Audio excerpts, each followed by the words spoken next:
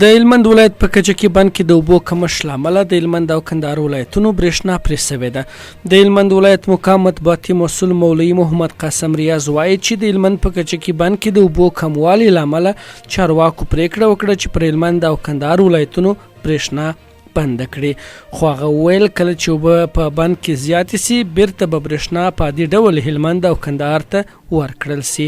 دا په داسې حال کې ده چې د هلمند ولایت د کجکي بند د 151 میګا واټه برېښنا تولید وړتیا لري.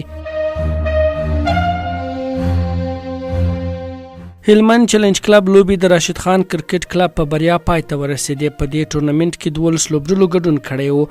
13 ورځې پایلوبه د راشد خان کرکټ کلب او سټار اچکزي کرکټ کلب ترمنځ ترسره شوه چې د لوبې پچه سټار اچکزي لوبډلې وګټل او د توپ اچونې پرېکړه یې وکړه. راشد خان کلب په 90.3 اورونو کې د 10 لوبغاړو په سوځېدو مقابل کلب ته د 142 منډو هدف ور. راشد خان کلب په 90.3 اورونو کې د 10 لوبغاړو په سوځېدو مقابل کلب ته د 142 منډو هدف ورکړ چې په پایله کې لوبه راشد خان لوبډلې په 14 منډو وګټل او د دې ټورنمنټ اتلولي خپله کړه.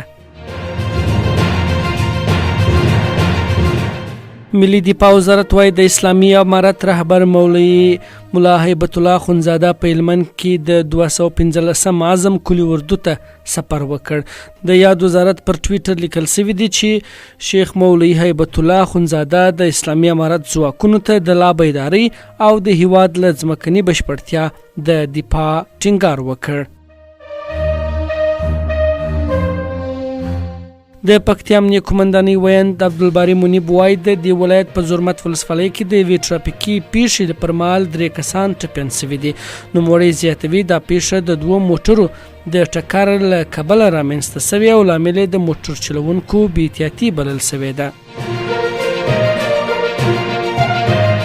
په بلخ ولایت کې د 2.5 کیلومتره اوږد کانال د 10 میلیون افغانیو په لګښت جوړ شو.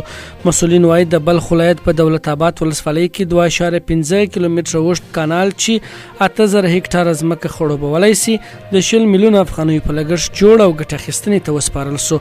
په بلخ کې د سویډن کمیټې د دفتر مسؤل نجیب الله یزدان پناه د یادو څرګندونو ترڅنګ ویلي چې دغه کانال د دولت آباد ولسوالۍ له شیخ حسن نومي عمومي کانال څخه سرچینه اخلي او په قرشکیک کلي کې پای ته رسیږي.